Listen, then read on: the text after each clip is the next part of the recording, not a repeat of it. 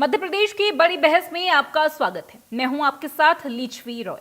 मध्य प्रदेश में यूं तो हाईवे पर परिवहन चेक पोस्ट बंद हैं, लेकिन सवाल बड़ा है। हाल में हुए विधानसभा के सत्र में, विधानसभा सेशन में परिवहन चेक पोस्ट का मुद्दा गर्म हो गया है। डबरा से कांग्रेस विधायक सुरेश राजे ने ध्यान आकर्षण करते हुए कहा कि टोल बैरियर्स तो खत्म हो गए हैं, लेकिन चलते फिरते बैरियर्स अब भी संचालित हो रहे हैं। सुरेश राजे ने कहा कि इन चलते फिरते बैरियर्स से सुविधा शुल्क के नाम पर अवैध वसूली हो रही है। इस पर जवाब में परिवहन मंत्री उदय प्रताप सिंह ने कहा कि एक्सेप्ट करते हुए विसंगतियां जरूर है, लेकिन इसे पूरी तरह से बंद नहीं किया जा सकता। इस पर नेता प्रतिपक्ष उमंग सिंघार ने कहा कि बैरियर केवल फाइलों में हो चुके हैं बंद, लेकिन सादी वर्दी में अवैध वसूली अभी तक चल रही है और मामला गर्म होता चला गया। बता दें कि जुलाई 2024 में सरकार ने बैरियर की पुरानी व्यवस्था बदल दी थी, जिसके तहत पुरानी परिवहन चेक पोस्ट्स को बंद किया गया। 45 road safety and enforcement checking points बनाए गए। दावा किया गया, क्लेम किया गया था कि पुरानी व्यवस्था में जो भ्रष्टाचार की संभावना थी उसे पूरी तरह से खत्म किया जा सकेगा, राजस्व वसूली भी बढ़ेगी, रेवेन्यू और बढ़ेगा।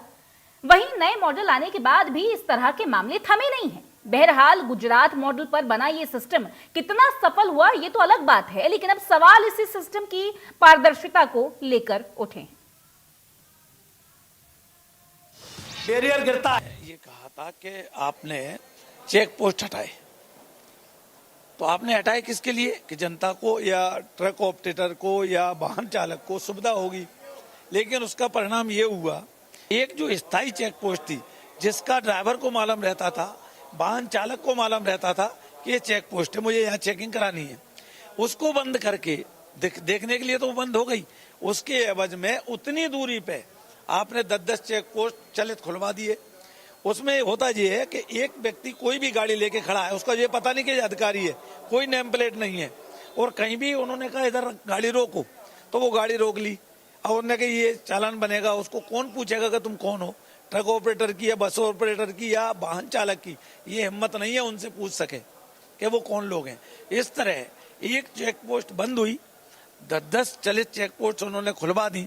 न उनकी कोई जांच है, न उनके पास कोई मोनो रहता है, न उनकी नेम प्लेट रहती है, न उनकी ड्रेस रहती है। एक गाड़ी कोई भी गाड़ी हो, एक गाड़ी खड़ी हो जाती है, 4 लोग उसमें लगातार चेकिंग के नाम पर जो अवैध वसूली का धंधा खुल गया है, उससे जनता, आम आदमी के साथ साथ विशेषकर वो ट्रक ऑपरेटर जो बेचारे दूर दराज दूसरे प्रदेशों से भी अपने प्रदेश से निकलते हैं, वो कहते हैं कि मध्य प्रदेश जैसी लूट किसी प्रदेश पर भी टोल को लेकर अवैध वसूली नहीं है।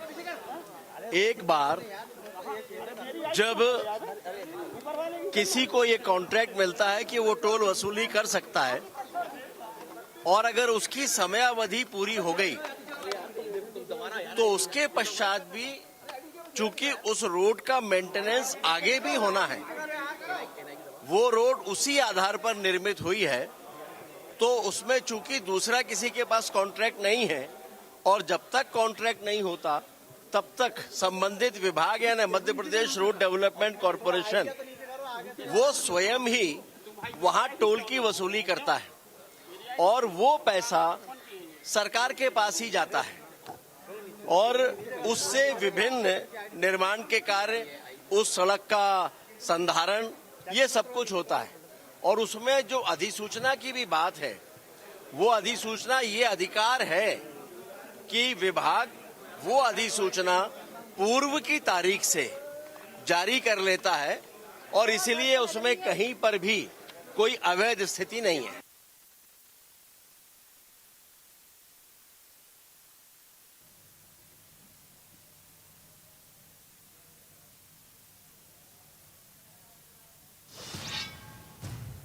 तो मध्य प्रदेश परिवहन चेक पोस्ट को इसलिए बंद किया गया ताकि राजस्व में जो है बढ़ोतरी हो और भ्रष्टाचार पर रोक लगे और ट्रांसपेरेंसी आए। लेकिन जमीन पर सच्चाई क्या है, इस पर ही आज बड़ी बहस की शुरुआत करेंगे। हमारे साथ हमारा पैनल जुड़ चुका है। हमारे साथ जुड़ रहे हैं योगेश गुप्ता जी, बीजेपी के प्रवक्ता हैं। समर सिंह जी हमारे साथ जुड़ रहे हैं, कांग्रेस के स्पोक्स पर्सन हैं। और इसी के साथ हमारे साथ सीएम मुकाती जी भी जुड़ रहे हैं, AIMTC के मेंबर हैं। सर, आप तीनों का बेहद स्वागत करती हूँ स्पेशल ब्रॉडकास्ट में, बड़ी बहस में हमारे साथ जुड़ने का। सबसे पहले यहाँ बात करेंगे परिवहन चेक पोस्ट को जो बंद किया गया, इसको लेकर ट्रांसपेरेंसी बढ़ाना एक बड़ा मकसद था। राजस्व जो है एक ट्रांसपेरेंट तरीके से जो है अर्जित की जा सके, एक बड़ा मकसद था, भ्रष्टाचार को हटाया जाए। लेकिन ग्राउंड रियलिटी क्या है? CL मुकाती जी, सबसे पहले आप इससे बात करूंगी, ग्राउंड रियलिटी क्या है? क्या ट्रांसपोर्टर्स का एक्सपीरियंस क्या है? किस तरीके से उनको परेशानी हो रही है? पहले तो मैं आपसे धन्यवाद देता हूं कि आपने कम से कम ये बात पूछी और उठाई आवाज कम से कम कि मध्य प्रदेश में हो क्या रहा है जी। क्योंकि 1 जुलाई 2024 को परिवहन चेक पोस्ट बंद किए थे। ट्रांसपोर्टर ने खुशियां मनाई थी, वाहन चालकों ने मिठाई खाई थी, मिठाई बांटी थी और खुशियों से जो है वो सुगम और सरल परिवहन करते रहे पिछले 6-7 महीने। और 7 महीने के बाद धीरे धीरे फिर वही जो है सिस्टम जो है वह वसूली का चालू हुआ और वहां जो वर्दीधारी लोग थे वो पीछे हटते गए और सफेद जो कपड़े पहने हुए, जो अपने मुंह पे रुमाल बांधे हुए, जो मास्क लगाए हुए, वो लोग डंडा लेके खड़े होने लग गए हैं। अब वो लोग कौन होते हैं, वो क्यों रोकते हैं गाड़ियों को और गाड़ियों से क्या वसूली करते हैं, वो ये तो वो पूछने जाता है ड्राइवर तो उनको डंडा लेके जो दौड़ते हैं और डंडे से वो उनको मारते हैं। वो हमारे प्रदेश की छवि को भी खराब करते हैं, परिवहन की छवि को भी खराब करते हैं और हमारी प्रदेश की जो सुशासन सरकार है, मोहन सरकार, उसकी छवि को भी खराब कर रहे हैं। कहीं ना कहीं जो है 6-7 महीने जिस तरह से हमारे प्रदेश में बहुत अच्छे गुजरे, हम चाहते हैं कि वही सिस्टम परिवहन चेक पोस्ट बंद करके जो किया गया था कि एक सीमलेस परिवहन मध्य प्रदेश के अंदर हो और उस परिवहन के कारण बहुत हमारा जो ट्रैफिक था, पहले 70,000 वाहन 24 घंटे में शहर में मध्य प्रदेश में आते और जाते थे, वो वाहन बढ़कर करीब 90 से 95,000 पर डे 24 घंटे के अंदर आने जाने लग गए थे। उससे हमारे प्रदेश का राजस्व भी बढ़ा, हमारे प्रदेश में व्यापार करने वाले रोड किनारे उनका व्यापार भी बढ़ा कहीं ना कहीं। पर फिर हम ड्राइवरों को परेशान करने लगे तो ड्राइवर लोग और मोटर मालिक हमारे प्रदेश से बाईपास करके अब गाड़ियां चलाने लग गए हैं क्योंकि इनसे डर लगने लग गया उनको। तो मैं यही आपसे जी जी जी जी योगेश जी इसका जवाब देंगे। योगेश जी, मकसद तो यही था ना कि ट्रांसपेरेंसी बढ़ा दी जाए, पारदर्शिता लाई जाए। एक तरीके से अगर सिस्टम ट्रांसपेरेंट है तो इस तरीके की कंप्लेंट्स कैसे सामने आ रही हैं, इस तरीके की शिकायतें यहाँ पर आ रही हैं? मॉनिटरिंग क्या हो रहा है और ऑडिट का मैकेनिज्म क्या है? और साफ साफ जो है सदन में कह दिया गया है कि इस चीज को पूरी तरीके से रोका नहीं जा सकता। सिस्टम का फेलियर मानेंगे क्या आप इसको? देखिए सरकार ने ट्रांसपेरेंसी के लिए जो कदम उठाए थे जी, उसकी तारीफ अभी माननीय मुकाती जी ने अपने शब्दों में स्वयं बयान करी है, तो मैं क्या बोलूं उसके ऊपर कि 4-6-8 महीने बड़े अच्छे हमारे निकले। ठीक है।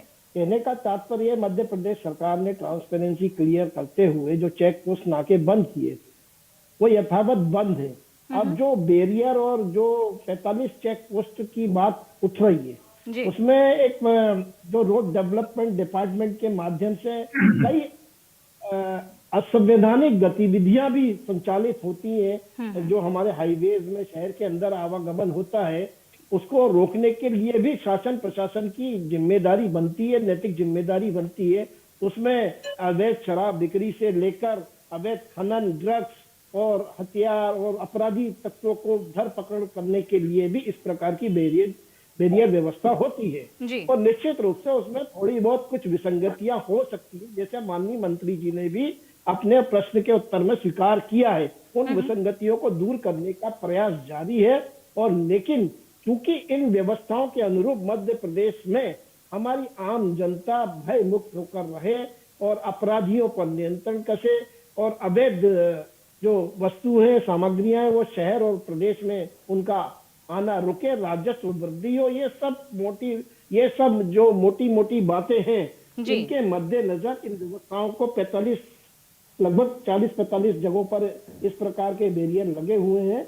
लेकिन इसमें डिपार्टमेंट के लोग हैं, बाकायदा आईडी लेकर बैठते हैं। वो ये आरोप लगाना गलत है कि उनकी कोई आइडेंटिटी नहीं होती, कोई उनकी जानकारी अगर उनसे मांगो तो वो मार पिटाई करते हैं। इस प्रकार का एक भी प्रकरण मध्य प्रदेश में किसी थाने में दर्ज नहीं हुआ है। तो आरोप राजनीति से प्रेरित है और मध्य प्रदेश सरकार सुशासन की ओर अग्रसर है। निश्चित रूप से जो थोड़ी बहुत विसंगतियां उन्हें दूर किया जाए। ठीक है। समर जी, यहाँ पर जिस तरीके से ऑपोजिशन द्वारा ही इस पूरे मुद्दे को उठाया गया है, वसूली को एक तरीके से रोका जाना था, लेकिन कहा यही जा रहा है, दावा यही है कि बहुत सी वसूलियां जो है सिस्टम पे सिर्फ तब्दीलियां हुई हैं, लेकिन असल में अपनी आउटफिट्स बदल के जो है जमीनी हकीकत में वसूली अभी भी जारी है। ट्रांसपोर्टर्स को अभी भी दिक्कतों का सामना करना पड़ रहा है। कोई दस्तावेजी प्रमाण है क्या, किसी और तरीके से जो है कोई फैक्ट्स आप पेश करना चाहेंगे इस पूरे मुद्दे को लेकर? जी देखिए, पहली बात तो यह है कि परिवहन का जो उद्योग है ये देश की जीवन रेखा है, देश के प्रगति की जीवन रेखा है ये। और आप समझिए इस चीज को कि किस प्रकार से परिवहन उद्योग से जुड़े हमारे साथी जो हैं वो कितनी विपरीत परिस्थितियों में अपना काम कर रहे हैं। वहां पर आप देखिए कि आप ईंधन बहुत महंगा हो गया है, टोल टैक्स का जो जी। रसीद है वो बहुत महंगी हो गई। उसके बाद में आप देखिए कि एक दबाव रहता है कि समय पर माल पहुंचाना है, अगर समय पर माल नहीं पहुंचता है तो अन्य प्रकार की समस्या उनको आती है। साथ ही में जो सड़क की असुरक्षित सड़कें हैं हमारे देश के अंदर, वो और मध्य प्रदेश के अंदर खासकर, उसके बाद में आप रोड रेजेस की बहुत सारी घटनाएं होती है कि ट्रक वालों के साथ मारपीट होती है। बहुत सारी विसंगतियों के बाद में, बहुत सारी परेशानियों के साथ में हमारे जो देश के ट्रकर्स हैं, जो परिवहन उद्योग से जुड़े हमारे ड्राइवर्स हैं, जो उद्योगपति हैं जिनके जी। ट्रक चलते हैं, वो इतनी विपरीत परिस्थितियों में काम कर रहे हैं इस देश को समृद्ध और प्रगतिशील बनाने के लिए। लेकिन वहीं पर आप देखिए कि जब इन्हीं सब चीजों के साथ में एक अवैध वसूली की जब मार उन पर पड़ती है तो उन पर क्या गुजरती होगी, हमको उनकी मनोस्थिति को समझने की आवश्यकता है। यहाँ पर आप देखिए कि मध्य प्रदेश के अंदर कितने सारे बैरियर्स हैं जिनको गुजरात मॉडल के ऊपर क्लोज कर दिया गया था, लेकिन गुजरात मॉडल आखिरकार ठगने का मॉडल निकला। वहीं पर आप देखिए कि ये जो प्रश्न हमने विधानसभा में उठाए हैं ये बिल्कुल जी। वाजिब है। और अगर आपने मुझसे कुछ वो मांगे हैं तो अगर आप मुझे कुछ अनुमति दें तो मैं आपको वो वीडियो शेयर करना चाहूंगा जिसके अंदर हमारे ट्रक ड्राइवर भाई बहुत चलती गाड़ी के ऊपर डंडे बरसाने का काम हो रहा है, उनके ट्रकों पर जो लाठियां बरसाने का काम हो रहा है उन पर। तो जब किसी वीडियो सामने आ रहे हैं, ये जो बात है बिल्कुल मनगढ़ंत नहीं है, ये जी। वास्तविकता में हो रहा है और इससे प्रदेश की छवि खराब हो रही है। और ये तो सिर्फ आप ये ट्रक्स की और ये परिवहन उद्योग की बात कर रहे हैं।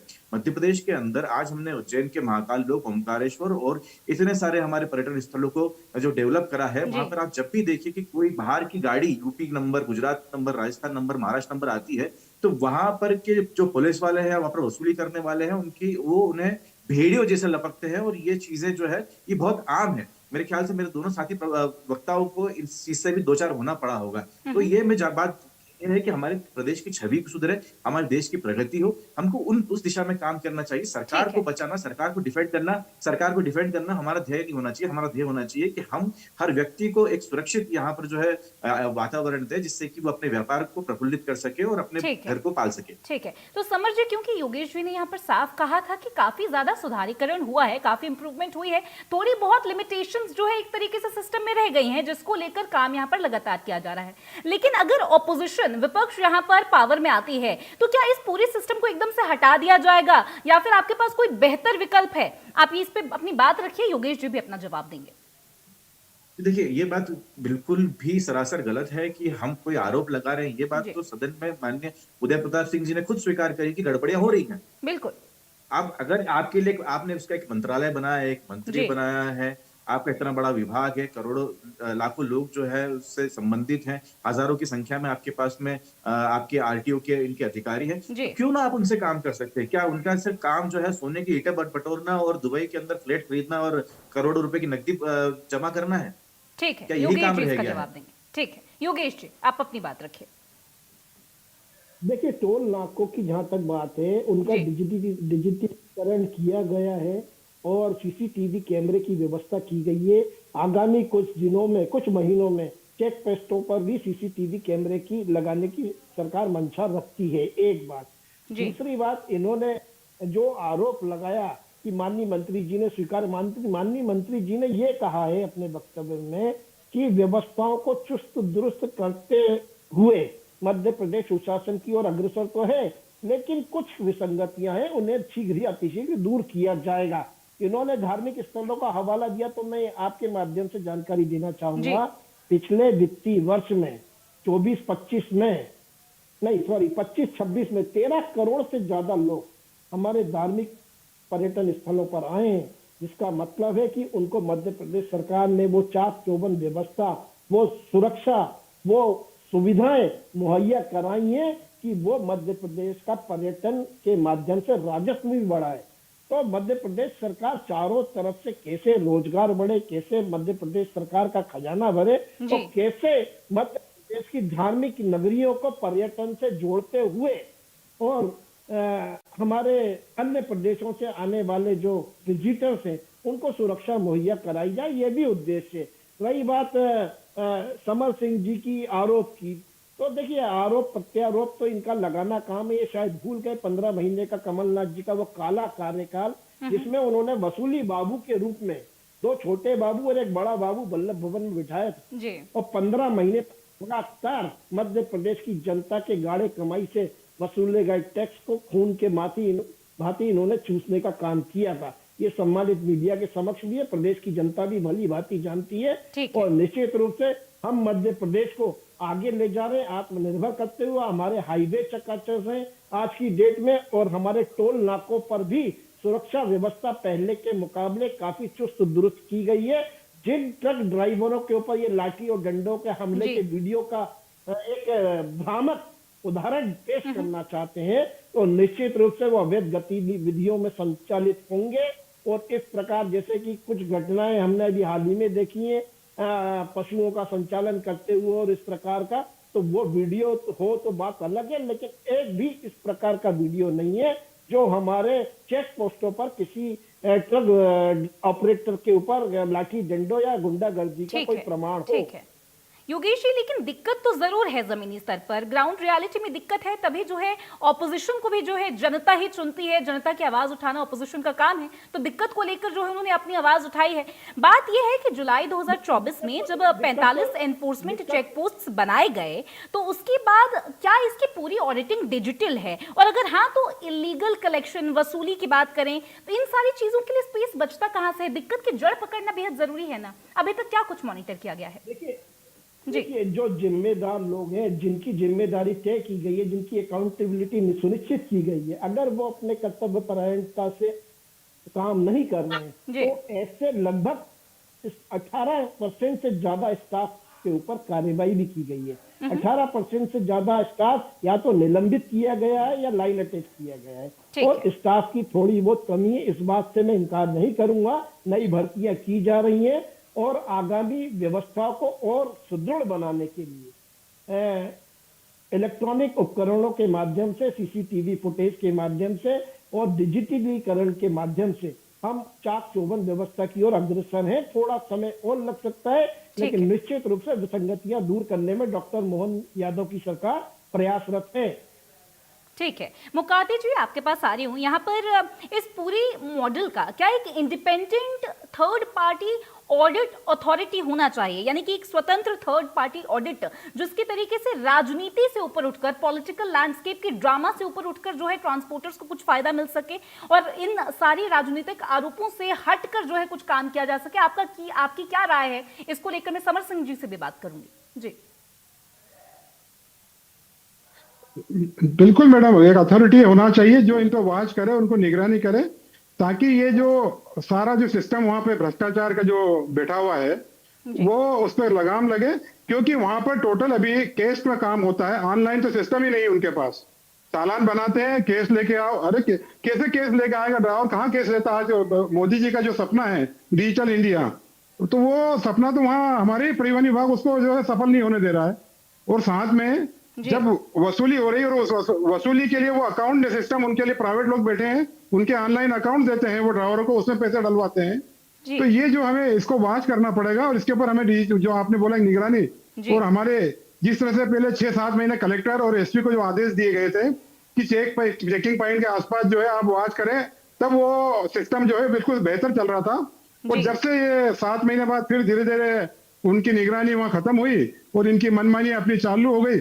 और दूसरा, एक आरक्षकों को मध्य प्रदेश सरकार ने जो अभी एक शक्तियां दे दी है कि आप गाड़ियों को रोक सकते हैं, चेक कर सकते हैं, चालान बना सकते हैं, उनसे पैसे वसूल कर सकते हैं, चालान के पैसे ले सकते हैं। ये जो है बहुत गलत हुआ है। और उसी के बाद में ये जो घटनाएं हो रही है, आरक्षकों को जो शक्तियां और आदेश दिए गए हैं वसूली के, चालान बनाने के, उसके बाद से ये अगर जिम्मेदार व्यक्ति वहाँ आरटीओ, आरटीआई अगर वहाँ ड्यूटी पे रहेगा, आरटीओ कभी ड्यूटी पे नहीं रहता, आरटीआई कभी ड्यूटी पे नहीं रहते हैं, वो अपने घर बैठे रहते हैं और वो घर से ही संचालित करते हैं चेक पॉइंटों को।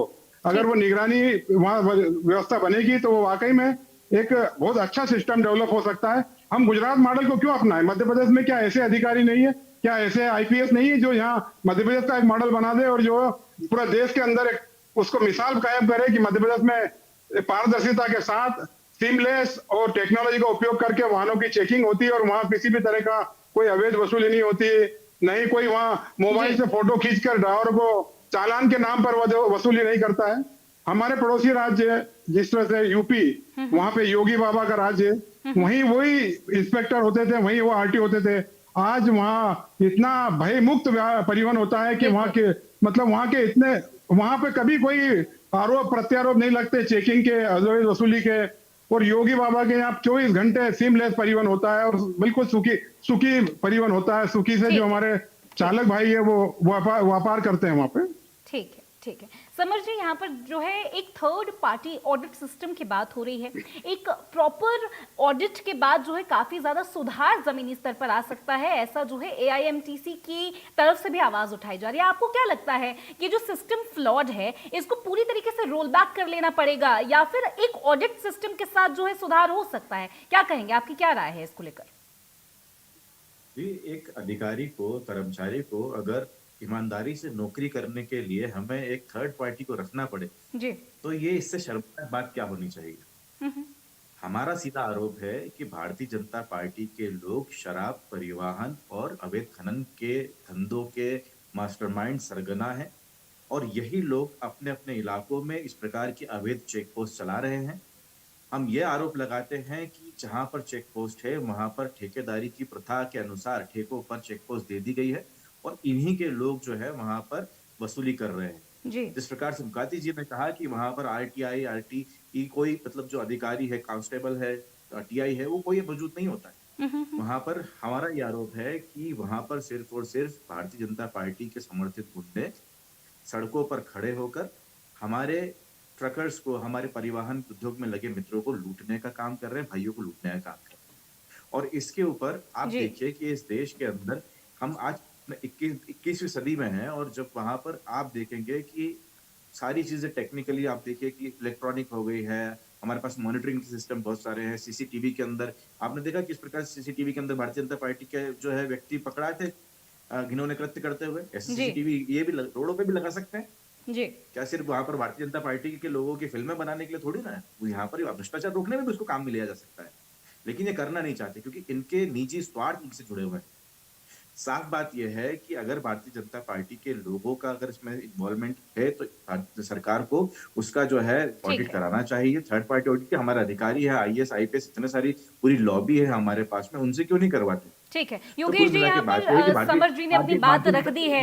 यहाँ पर जो है मुताकी जी ने भी अपनी बात कर दी है। मुकाती जी ने साफ कह दिया है कि थर्ड पार्टी ऑडिट होना चाहिए। समर सिंह जी ने कहा है कि ये निजी स्वार्थ की वजह से जो है बीजेपी यहाँ पर काम नहीं कर रही है, कहीं ना कहीं लिमिट्स यहाँ पर सामने आ रही है। क्या आपका आखिरी जवाब है इसको लेकर? क्या टाइमलाइन है, कब तक सुधार हो पाएगा, क्या एक्शन लेगी सरकार? देखिए मुकाती जी, बेहतर होता कि कुछ प्रमाण लेकर अपनी बात रखते चैनल पर ड्यूरिंग दी डिबेट। जैसा कि उन्होंने भ्रष्टाचार के आरोप लगाए, रसीद कट्टे के आरोप लगाए, एक आध रसीद तो दिखाते। वहीं उन्होंने अपने मुंह से स्वयं ये स्वीकार किया कि शक्ति बहुत है, हवलदारों को पावर दिए गए, हवलदारों को, कांस्टेबल को पावर देने का मतलब ये है कि पारदर्शिता के साथ बिना किसी बड़े अधिकारी के हस्तक्षेप के अपने स्व विवेक के आधार पर आप सत्य और असत्य का फर्क देखें और जहां कानूनी कार्रवाई की जरूरत है उसे आप अपने स्तर पर सुनिश्चित करें। इससे बड़ा पारदर्शिता का उदाहरण क्या होगा? ये स्वयं इन्होंने स्वीकार किया है। वही समर सिंह जी जो कह रहे हैं कि भारतीय जनता पार्टी के लोग ये कर रहे हैं, वो कर, अगर भारतीय जनता पार्टी के लोग ये कर रहे होते तो भैया रोज हम पकड़ रहे हैं, जो बैरियर लगाकर रखे हैं वो जिनको हम पकड़ रहे हैं वो कौन है? लेकिन पूरी इम्प्रूवमेंट का टाइमलाइन क्या है सर? योगेश जी, क्या टाइमलाइन है पूरी इस सिस्टम को कैसे फ्लॉलेस किया जाए? मैं जवाब दे रहा हूँ जी, मैं जवाब दे रहा हूँ। बिना तथ्य के बात करने से बात जायज नहीं होती। ठीक है, वक्त मुझे इतनी ही इजाजत दे रहा है योगेश जी। जी। बहुत शुक्रिया समर जी आपका, मुकाती जी और योगेश जी, आप सभी का बहुत शुक्रिया स्पेशल ब्रॉडकास्ट में बड़ी बहस में हमारे साथ जुड़ने का।